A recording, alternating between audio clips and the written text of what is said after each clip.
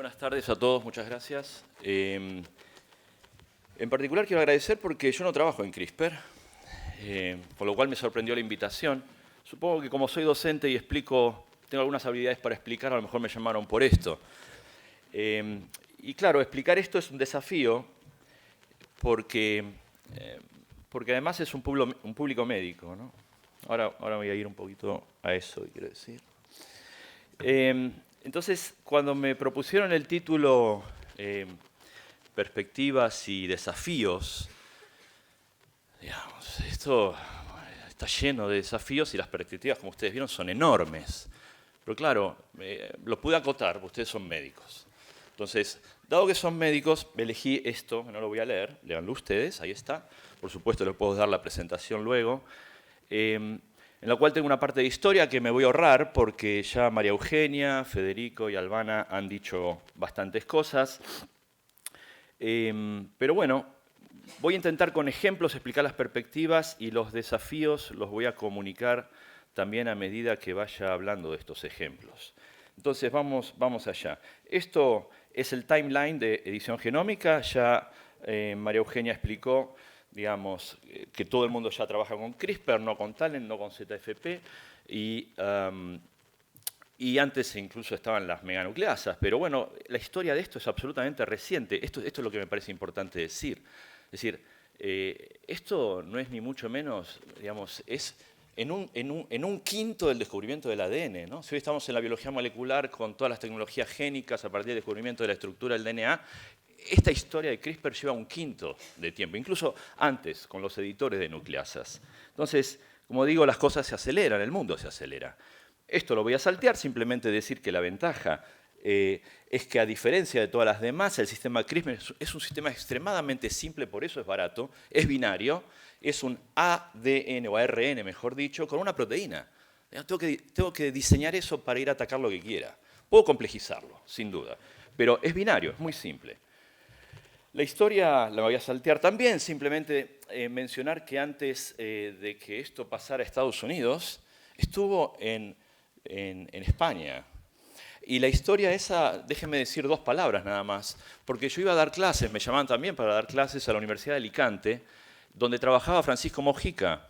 Y yo iba al laboratorio de microbiología que estaba al lado de Francisco Mojica y yo no me enteraba absolutamente nada, que él ya había desarrollado los CRISPR, se lo había llamado CRISPR. Es más, la semana pasada estuvo aquí Luis Montoliu, y hablando con él me dice, pero yo tampoco me enteré. Digo, si me enteré de Mujica y que había hecho esto ya cuando CRISPR estaba muy conocido, y veía a este señor que hablaba mucho de CRISPR, ¿y quién es? Y bueno, o sea, ni ellos sabían, ¿no? En una comisión de evaluación.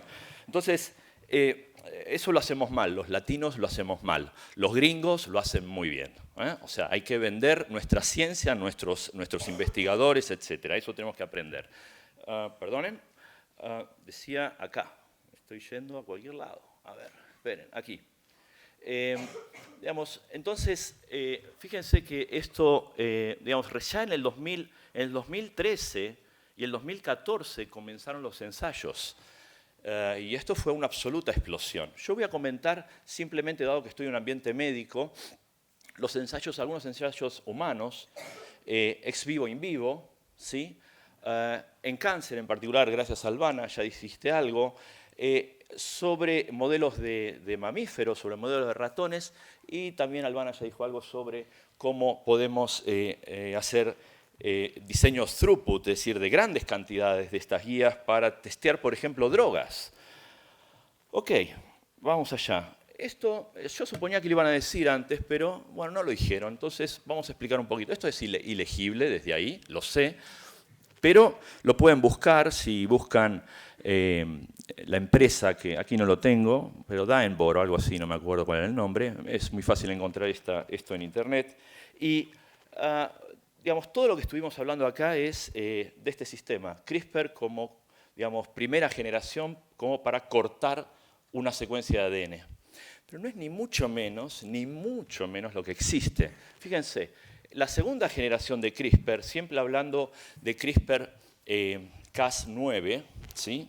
Ya al final vamos a hablar un poco de la diversidad, ya no me interesa que corte, le quito la función nucleasa de la Cas y lo que hago es hacer una Cas D, una Cas muerta, death o denaturalizada, como quieran, de esos sitios de corte. Y entonces lo que puedo ponerle, fíjense, son proteínas asociadas, de manera tal que active la transcripción de un gen específico, que active o que desactive la transcripción de un gen. O incluso que le puedo poner un sistema de proteínas que modifique toda la información epigenética, ¿no es así?, de las histonas, para que se empiece a replicar o no, o silenciarla. E incluso, bueno, esto ya lo dijeron aquí, editores específicamente de base. Puedo cambiar una base por la otra, pero no solo una base por la otra, sin necesidad de cortar. Porque el peligro, y esto es un gran desafío, es cuando corta, ¿no?, el DNA. Cortar el DNA es algo grave, por eso está P53 en las células eucariotas, que descubre eso y trata de repararlo. El problema es que cuando se corta se hace de manera no homóloga, es decir, se hacen barrabasadas, ¿no? Es decir, se corta y se edita de una manera que lo que produce es un knockout del gen. Entonces lo que nos interesa es que vaya a través de homología. Bueno, pero la homología, ese mecanismo solo funciona cuando la célula se duplica. Y si la célula duplica no lo hace en cualquier momento. Entonces, bueno, esos son desafíos que hay que tratar de mejorar. Pero bueno, puedo mutar una base, puedo mutar más de una base, o puedo mutar una serie de bases. Fíjense lo que es esto para la biología evolutiva. Cambiar absolutamente todos los genotipos para mirar los fenotipos. Y bueno, y la luciferasa ya lo vimos que tiene muchísimas aplicaciones. Es decir, esta es la segunda generación, de acá para aquí. ¿Ok? Sigamos. Nada de esto sería posible en la edición y en el trabajo con las células en mamíferos, sobre todo, si no nos basamos en los hombros de gigantes que ya lleva hecha la terapia génica 1.0. Es decir, la terapia génica clásica, ¿ok?, que básicamente utiliza estos vectores de virus para entrar en las células y a partir de esa célula ingresar en algún lugar. Esto funcionó muy mal y produjo la muerte de algunos individuos en Estados Unidos y eso se terminó. No se puede hacer edición génica de cualquier manera. CRISPR nos ofrece una nueva chance. Ese es el punto. ¿Okay? Por supuesto, aquí tenemos un adeno-associated virus, un virus asociado virus, sí, es un virus recombinante, por supuesto, cuando ponemos todo esto, en el cual podemos insertarlo tanto en experimentos ex vivo, ¿sí? Por ejemplo, en muchos de los ensayos que ya les voy a mostrar a partir de tomar células T o células de bone marrow en general, en el cual uno lo puede seguir editando y luego ingresarlas en el organismo, o directamente in vivo. Esto se hace menos que esto. ¿Okay? Y por supuesto, claro, estos adenovirus, ¿sí?, toda la familia, tienen tropismos diferentes para ir a diferentes lugares. Entonces, uno de los desafíos más importantes es cómo llego yo al tejido específico. No es fácil, porque si no llego al tejido específico puedo cambiar cualquier cosa, ¿no? Bueno, este es uno de los grandes desafíos. Para arreglar esto, fíjense, lo que conocemos son los vectores virales, pero también hay vectores que no son virales. Esto es cómo llegar ahí, ¿no? Uno de los grandes desafíos es que no es de CRISPR, es cómo yo llego al tejido, ¿no?, que quiero editar. Esto es un problema médico, fundamentalmente médico, porque en las plantas, en los organismos que yo quiero modificar, bueno, si no llego, lo tiro, no tengo un problema, ¿no? Un paciente no puede hacer eso, ¿ok? Entonces, o puedo hacer una microinyección específica en el tejido, o puedo hacer una electroporación, estos son métodos físicos, pero puedo llegar por métodos químicos. Fíjense qué interesante poner una proteína específica al sistema CRISPR, de tal manera que vaya a una proteína de membrana para que entre específicamente en una tipo celular. Bueno, esas son las cosas que están probando. Y también se están probando con partículas, digamos, ¿cómo se llaman estas? Liposomas, son estos de aquí, pero tienen un nombre. ¿Cómo? Bueno, son partículas absolutamente no biológicas, ¿no? Gracias, NP, nanopartículas, ahí está. Bueno, y por supuesto no es solo nanopartículas de oro, sino que hay una diversidad de cientos y miles incluso de posibles carriers de esto. Todo esto se está probando. Todo esto se está probando. ¿Ok? Bien. Entonces, Si quiero mostrarles a ustedes algunas aplicaciones y los desafíos que hay ahí, fíjense, digamos, vamos a hablar de algunos ejemplos en líneas celulares. Porque yo puedo probar una línea celular, puedo probar en un organismo, puedo probar en un paciente, ¿ok? Y puedo hacer diferentes cosas. Organicé esto de manera tal que los médicos entiendan, ustedes entiendan, dónde probar y qué se está probando. Entonces, en líneas celulares, yo puedo editar esas líneas celulares, ¿sí? Ingresando, ¿sí? A esas líneas celulares. Es fácil, marcándolas para saber que efectivamente han entrado. Puedo secuenciar después ese ADN para saber si cortó específicamente en el lugar correcto. Pero fíjense la cantidad de líneas celulares que se han modificado, las enfermedades, aquí lo ven, fibrosis quística, hemofilia B, anemia falciforme, distrofia muscular de Duchenne, HPV, esto es el virus de... ¿No me acuerdo ahora? Gracias. Vengan aquí, denla. Ok, perfecto. Fíjense, la estrategia. La estrategia es hacer knockouts o knock-ins, es decir, cambiar la información específicamente de esa célula para que me corrija de alguna manera y ese knock-in me dé una función en particular, una función específica. Y fíjense, las nucleasas no siempre son CRISPR, ¿no?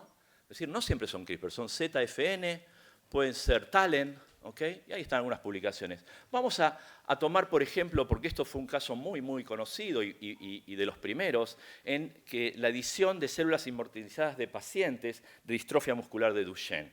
Aquí tienen el sistema. La distrofia muscular de Duchenne se produce porque estamos trabajando con el gen más grande del genoma, ¿no? Si no me equivoco aquí, son 2.6 megabases. El gen más grande del genoma. Que no ocurra un error ahí es difícil, ¿no es así? Simplemente es difícil, tiene que funcionar muy bien. Y cuando funciona mal, lo que se producen son cambios en el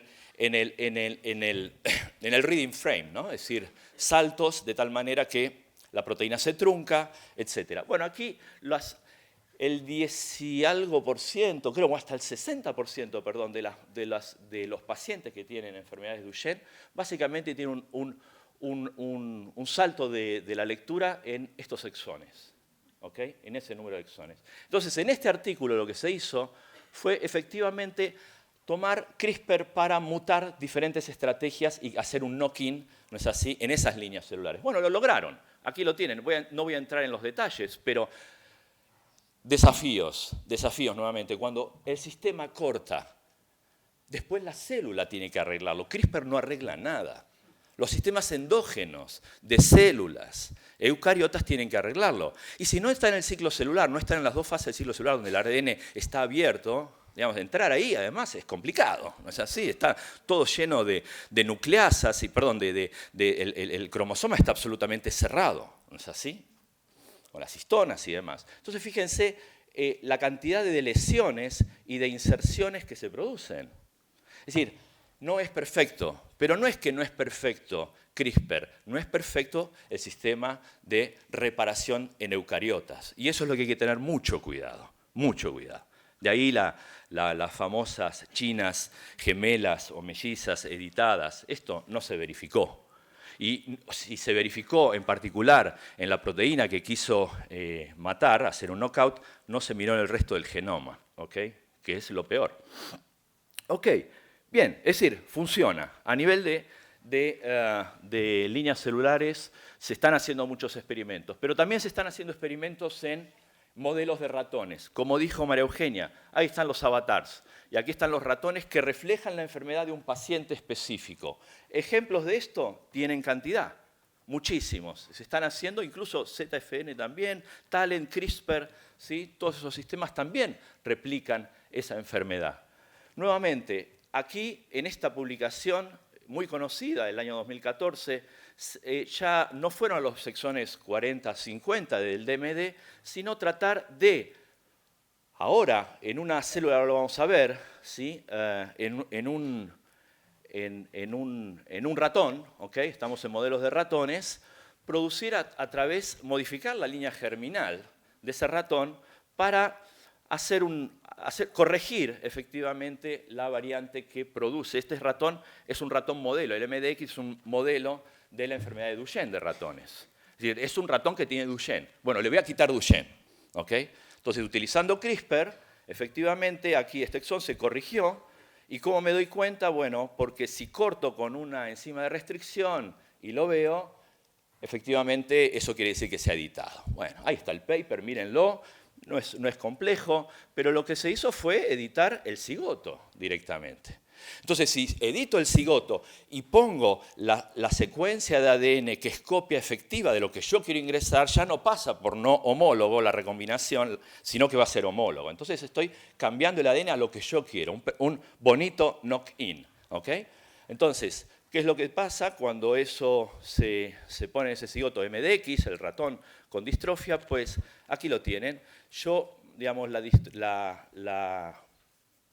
consigo que esos ratones tengan entre un 2 y un 100% de corrección del gen. ¿Me van a decir que esto es bueno? No. Es decir, tener entre un 2 es tirar una moneda, ¿no? Es decir, es exactamente así, es tirar una moneda. Es decir, yo no puedo hacer esto en humanos hoy. No lo puedo hacer. No está funcionando. Porque con ratones yo lo que puedo hacer es, sí, bueno, está bien, esta línea tuvo un 100% de recuperación. Bueno, estas líneas son las que sigo. ¿Okay? Y si tengo poco, bueno, digamos, esto también me produce mosaicos. Ustedes vieron todos los cortes que había en diferentes células, pueden producirse mosaicos. Entonces, los mosaicos uno los puede arreglar, ¿no? En ratones, haciendo cruzas, ¿no? De líneas, pero en humanos es un poco más complejo, ¿no? Ok, si no uno va preso. Bueno, aquí lo tienen, ¿no? Es decir, este es el knockout y aquí están en diferentes tipos de músculos, ¿sí? De tejidos muscular, la recuperación, ¿sí? De esa distrofina. Ok, sigamos. Aquí voy un poco.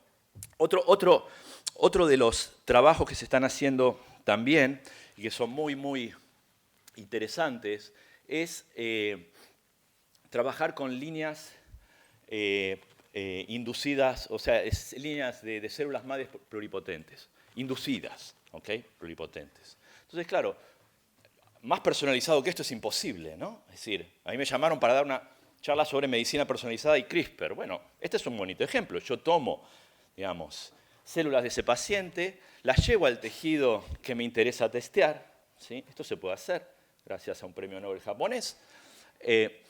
Y a partir de ahí puedo generar, bueno, digamos, distintos tipos de tejidos, hacer un modelo de esa enfermedad y luego, si quiero, pasar. Bueno, aquí ya necesito una validación, un clinical trial, ¿no es así? Si no puedo pasar así tan fácilmente. Al menos si no es China, ¿no? Es decir, si es China, bueno, qué sé yo. Pero también puedo, y esto me voy a referir después, incluso con esas mismas líneas celulares que he modificado, testear drogas, ¿no? Que es exactamente lo que están haciendo sin necesidad de haber hecho anteriormente células pluripotenciales, porque ya las tienen. Bueno, aquí tienen un ejemplo, ¿sí? De cómo se corrige la hemofilia A, ¿sí? en células pluripotenciales. Es decir, partieron de pacientes, ¿sí? Tomaron esas células y tratan de corregir la hemofilia A con CRISPR y con TALENT. Bueno, aquí fíjense lo que han hecho. Este es un paciente en particular que la hemofilia, ¿sí? Tenía una inversión génica. Es decir, ya no había que corregir un mutante. Había que dar vuelta el gen. Lo hicieron. Y todas las semanas aparecen cosas nuevas. Ahora, esta semana apareció que se cortó todo un cromosoma entero, ¿no? O sea, bueno, esto nos va... Y con esas células, entonces, pluripotenciales modificadas, ¿no? El paciente tiene hemofilia, la célula tiene hemofilia porque tiene esta inversión, corrijo la inversión, ya no tiene hemofilia, hago un estudio de esas células, se las paso, las buenas, porque recuerden que no es 100% efectivo, las buenas se las paso al ratón y lo testeo. Quiero pasar a humanos, clinical trial, no puedo hacer otra cosa. ¿Okay? Bueno, y aquí lo tienen, esto es la modificación, este es el factor justamente de hemofilia, ¿no? El factor cómo se recupera en relación a los que no fueron, que no se hizo la inversión y este es el control. Bueno, sí. Bien.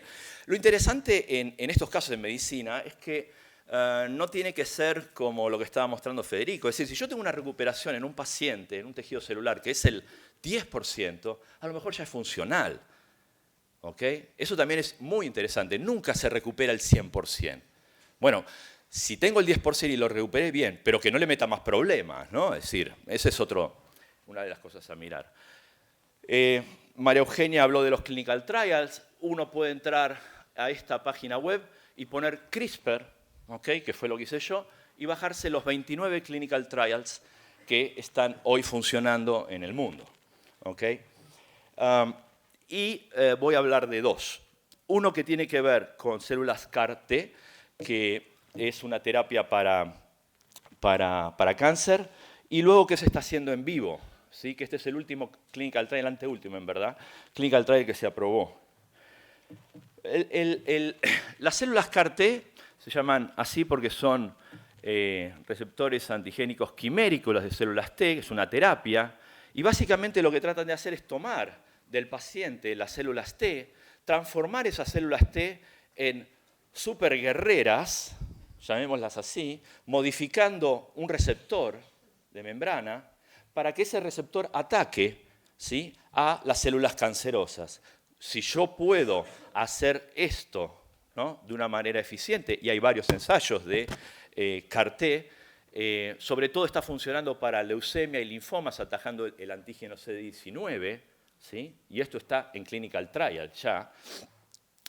Uno lo que puede hacer luego, cuando tiene esas líneas bien chequeadas y sin otra mutación a nivel genómico, porque esto también es un error que muchos publican. Bueno, yo he editado esto, ¿no? He tirado CRISPR a un sistema modelo, a una célula, como quiera, y con un Sanger o una PCR veo que levanto sin error esto. Sí, pero ¿y los off-targets? ¿Qué pasa con los targets que a lo mejor cortó en otro lugar del genoma?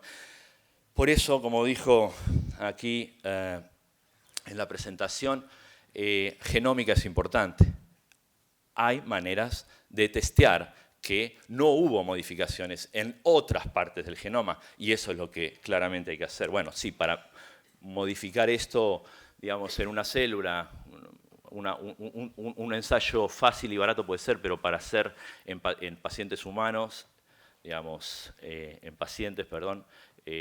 hay que hacer genómica. Bueno, y con esas células ultraguerreras mato el tumor. ¿Okay? Esto está funcionando. El problema de esto es que este tipo de ensayo, donde está funcionando, sale la friolera de $300.000, ¿no? O más. Bueno, entonces, ¿dónde funcionó CRISPR aquí? En ningún lado. ¿Y por qué lo mencionás? Bueno, lo menciono ¿por qué? Porque esta es la 1.0, pero si yo quiero hacer ahora un tratamiento CAR-T, pero que no sea autógeno para el paciente nada más, sino que sea halógeno para el resto de los individuos con la misma enfermedad, yo lo que tengo que hacer es matar todas las proteínas de reconocimiento de lo propio. ¿Okay? Bueno, eso se puede hacer con CRISPR.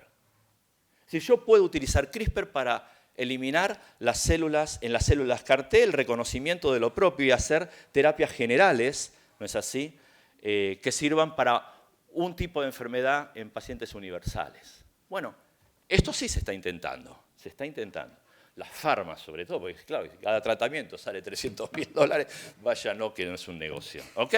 Bien, sigamos.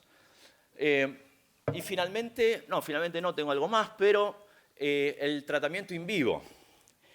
El primer tratamiento in vivo, el clinical trial, que se aprobó en diciembre del año pasado para CRISPR, es para la amaurosis congénita del Leber tipo 10, que es una pérdida de visión rápida, ¿no es así?, en los individuos que tienen un mutante en ese gen. ¿Okay? ¿Qué se trata? Pues de poner en un sistema, ¿no?, de inserción de virus, ¿okay?, básicamente los editores para que delecionen, ¿no es así?, este mutante, que es un mutante intrónico. Ese mutante intrónico es un mutante en esta enfermedad que lo que hace es producir un splicing alternativo erróneo, con lo cual genera una proteína mala, y esa es la enfermedad. ¿Okay? Entonces, si yo puedo eliminar esto, bien.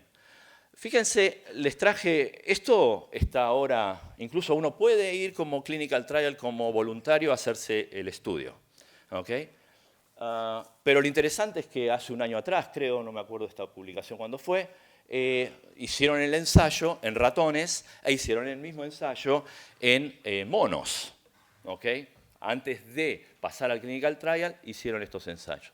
Bueno, fíjense, estos son el porcentaje de edición, el 100% de células editadas. Edit 101 es esta construcción, es decir, cuando yo tiro esta construcción, ¿qué es lo que pasa? Fíjense la cantidad de inversiones, de lesiones, indels que produce en distintos individuos, ratones y monos. No es perfecto, no es perfecto. Entonces, ¿cómo se prueba? ¿Cómo se prueba en humanos esto si pasó? Bueno, porque hay una cosa muy interesante. Por supuesto que eso recupera. Hay algunos mutantes, ¿sí?, que recuperan efectivamente el 10, el 20% de la visión en los pacientes. En este caso, ratas y chimpancés. ¿Okay? Ahí están las ticiones para CRISPR, etc. Pero ¿cuál es la ventaja? Pues la ventaja es que en el ojo está encerrado por el líquido, ¿cómo se llama? Ustedes lo saben mejor. No, el cristalino sí. No puede pasar al resto del tejido de los humanos. ¿Okay? No me acuerdo el nombre. Pero bueno, es lo que nos protege el cerebro y los ojos. No, es un... Ustedes lo saben mejor, se me fue el término. ¿Cómo? No. Es el... Barrera hematoencefálica. Gracias. Exactamente. Eso es lo que pasa. Entonces, por eso, y solamente por eso, porque esto es un sistema muy específico, en un órgano específico, es que le permitieron hacer este ensayo. ¿Se dan cuenta? Bien, sigamos. Claro, el año pasado también ocurrió una desgracia. Un investigador se dio cuenta de decir, bueno, pero a ver, Streptococcus pyogenes y aureus son de enfermedades básicas que tenemos todos los humanos. ¿No será que nosotros tenemos anticuerpos contra Cas9 de estos? Fíjense, acá está. Es decir, esto es el porcentaje de anticuerpos positivos en distintos individuos, ¿sí?, para tétanos. Esto es para Cas9 de Streptococcus aureus y esto es de pyogenes. Entonces, si yo le voy a inyectar a un humano el sistema CRISPR-Cas9, le tengo que bajar las defensas. Bueno, esto alarma, ¿no? Es decir, hay que buscar otras, hay que buscar otros sistemas Cas, obviamente, y a lo mejor, obviamente que no estén en infecciones hospitalarias. Tengo que buscarlas absolutamente afuera, bajo la tierra, qué sé yo, ¿no? En el hielo antártico, ¿no? Ahí hay que buscar las bacterias para que no produzcan esto. Es decir, que esto, otro desafío es resolver. ¿Cómo resolvemos esto? Pero bueno, como bien decía Federico, hay varias Cas. Pero fíjense que Cas9 pertenece a la familia, este es el árbol filogenético de las Cas, en diferentes organismos procariotas. Y esta es de la familia 2, y la 12 pertenece a la familia 5, pero claro, hay 6 familias, ¿no? Nadie ha probado todavía esto. Bueno, están probando, obviamente. Es decir, hay diversidad para buscar. Es decir, que este problema tiene solución, pero necesita investigación. ¿Okay? Y es más, el año pasado, si todas las publicaciones que presentamos son de este año o del año pasado, ¿no? Es decir, todas las novedades pasan en un año. Fíjense estos señores trabajando con las bases de datos, haciendo bioinformática, encontraron 10 nuevos sistemas absolutamente fuera de la homología Cas. Fuera, absolutamente fuera.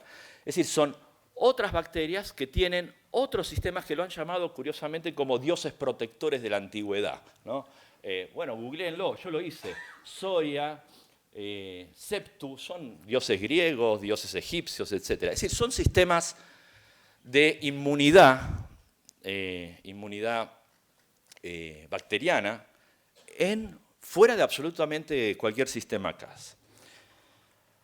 Bueno, esto Albana mencionó algo, pero fíjense, para testear drogas, yo puedo construir guías de forma masiva para distintos targets, en distintos genes, de distintas rutas o en una ruta metabólica específica, si es lo que mi droga quiere testear o aplicar en alguna de esas partes de esa ruta. Yo infecto con lentivirus o cualquier otro sistema que llegue a esas células, en este caso in vitro es fácil, y voy a infectar a toda una colonia de células con diferentes tipos de mutantes, exactamente lo que están haciendo ustedes, ¿sí? Pero claro, si yo quiero testear drogas, ahora yo le tiro una droga específica a una de esas colonias y veo que muchas se me murieron, pero una es resistente. Esta me interesa. Esta me interesa. Lo que no tengo idea es dónde está el gen, porque estas guías fueron aleatorias. Hay empresas que construyen guías aleatorias de a miles, ¿sí? Por supuesto, no aquí, en California, no, en Boston, donde sea. Pero lo interesante es que con el control negativo puedo decir, bueno, que estas rojitas, así son las resistencias a las drogas, a esa droga en particular.